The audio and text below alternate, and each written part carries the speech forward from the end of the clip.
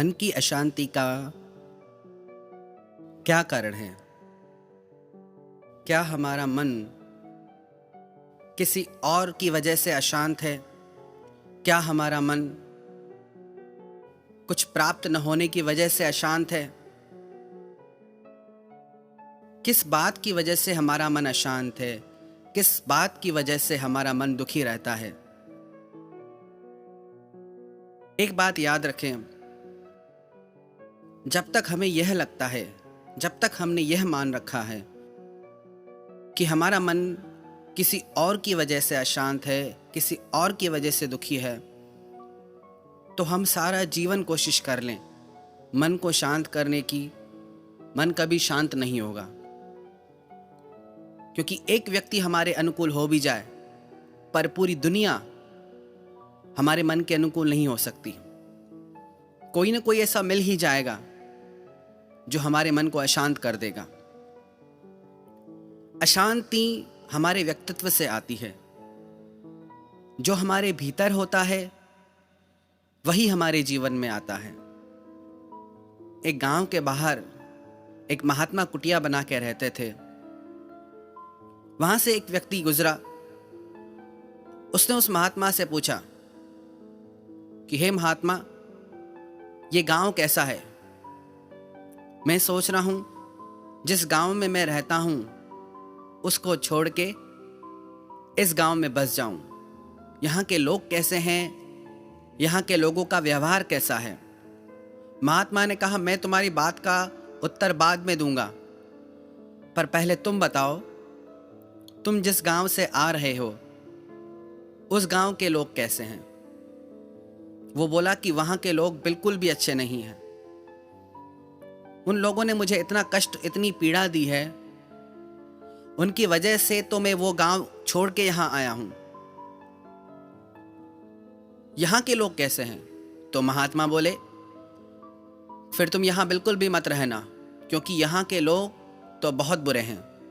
तुम्हारे गांव के लोग तो कुछ भी नहीं, यहां के लोग तो बहुत कठोर हैं। वह व्यक्ति आगे चला गया। थोड़ी देर के बाद एक और व्यक्ति आया।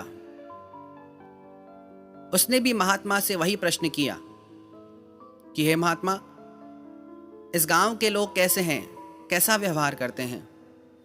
तो महात्मा ने उससे भी वही प्रश्न किया कि पहले आप बताओ, आप जहां से आते हो वहां के लोग कैसे हैं?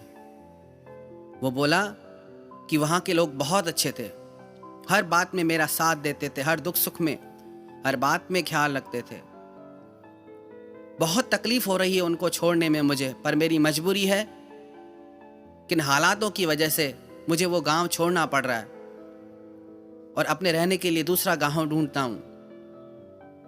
तो महात्मा बोले कि यहाँ के लोग आपके गांव के लोगों से भी बहुत ज्यादा अच्छे हैं।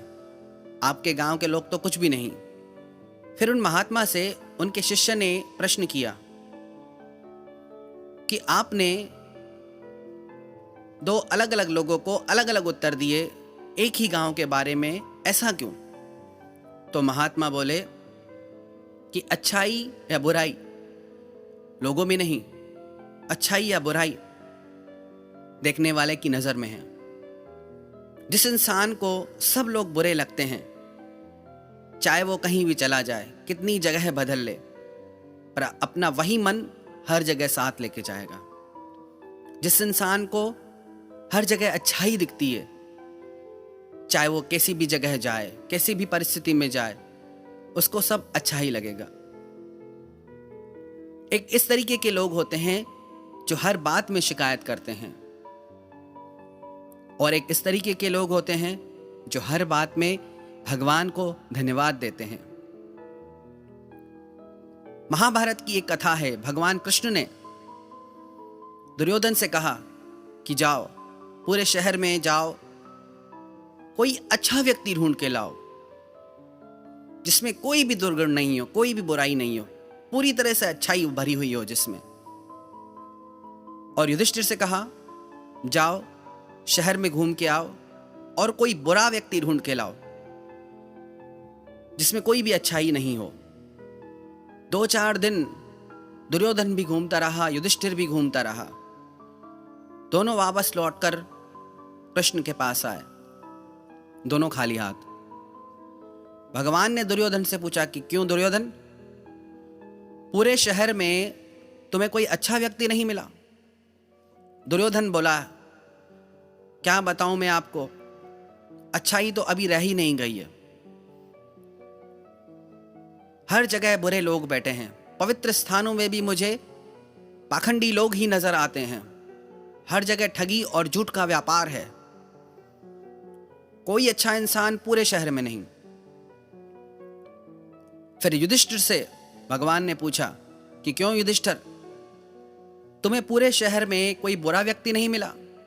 बोला, भगवान मैं जहां गया हर जगह लोग दान पुण्य कर रहे हैं, भगवत चर्चा कर रहे हैं, शास्त्रों का पाठ कर रहे हैं, जप चल रहा है, साधु महात्मा योग कर रहे हैं, ध्यान कर रहे हैं। कहीं कोई व्यक्ति ही नहीं दिखा जो पाप में लगा हो, अधर्म में लगा हो।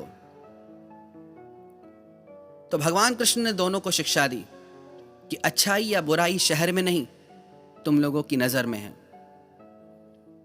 दुर्योधन ने अपने अंदर इतनी बुराई भर रखी है कि उसे बाहर कहीं कुछ अच्छा नहीं लगता, और युधिष्ठिर हृदय से इतना पवित्र है, इतना अच्छा है कि उसे बाहर कुछ भी बुरा नहीं लगता।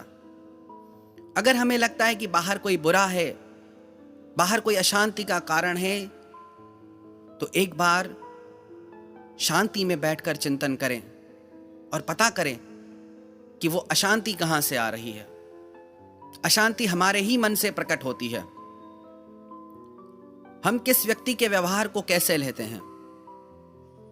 किसी व्यक्ति ने हमें गाली दी, किसी दुश्मन ने गाली दी, उसका हृदय पे असर अलग पड़ता है। किसी मित्र ने गाली दी, उसका हृदय पे असर अलग पड़ता है। अकेले में दी, उसका असर अलग पड़ता है। सबके सामने दी, उसका असर अलग पड़ता है। पीड़ा गाली में नहीं, कैसे दी गई, किसने दी, हमने कैसे ली, हम डिसाइड करने वाले हैं कि गाली किसने दी, कब दी, कैसे दी। तो आखिर में गाली लेने वाले हम, उसमें से अर्थ निकालने वाले हम, उससे मन को अशांत करने वाले हम। हमें तब तक कोई अपमानित नहीं कर सकता जब तक हम खुद को अपमानित अनुभव न करें।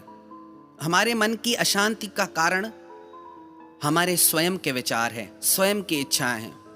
सबसे बड़ा जो अशांति का कारण हमारे मन में है, वो तब होता है जब हमारी इच्छाएं पूरी नहीं होती, जब हमारी इच्छाओं के बीच में, कामनाओं के बीच में लोग और परिस्थितियां रुकावट बन जाती हैं। तब हमारा मन अशांत हो जाता है, दुखी हो जाता है।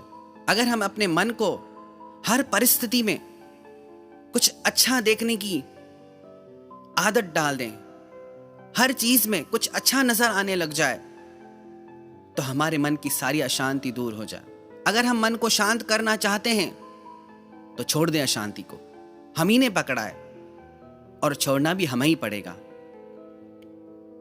एक महात्मा के घर रात के समय एक चोर चोरी करने आया। जैसे ही चोर भीतर घुसा, महात्मा की नींद खुल गई।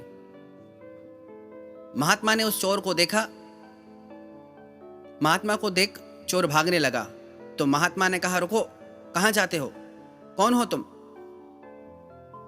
बोला, आपसे क्या छुपाना, मैं चोर हूं, चोरी करने आया हूं। वो महात्मा बोले कि स्वागत है तुम्हारा, पर मैं क्या करूं? तुम इतनी रात में, इतनी बारिश में अपनी नींद छोड़कर, ऐसी कौन सी मजबूरी है जो तुम यहां पे चोरी करने आए हो, और मेरे पास तुम्हें देने के लिए कुछ ज्यादा है भी नहीं। महात्मा के पास 5-10 रुपए थे। उन्होंने कहा, बस यही है मेरे पास, ये तुम ले जाओ। महात्मा ने वो रुपए उसे दे दिए।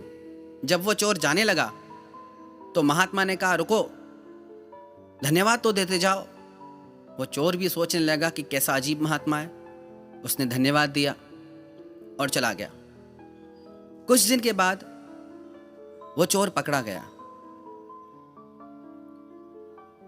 न्यायपालिका में उसको लेके आए। प्रमाणित हो चुका था कि उसने बहुत चोरियां की हैं।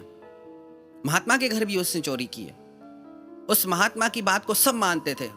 अगर वो महात्मा कह दे कि इस चोर ने उस महात्मा के घर चोरी की है, तो इस चोर को निश्चित सजा मिलेगी। महात्मा को बुलाया गया गवाही देने के लिए कि क्या आप इस व्यक्ति को जानते हैं? महात्मा बोले, हाँ मैं जानता हूं, ये मेरे मित्र हैं। उनसे पूछा गया कि क्या इस व्यक्ति ने आपके घर चोरी की? महात्मा बोले, नहीं, इसने मेरे घर चोरी नहीं की। एक बार इसको कुछ रुपयों की जरूरत थी, ये मेरे पास आया, मैंने इसको रुपए दिए, इसने मुझे धन्यवाद दिया, बस बात वहीं पूरी हो गई। चोरी का तो कोई सवाल ही नहीं। महात्मा की गवाही पर उसे छोड़ दिया गया।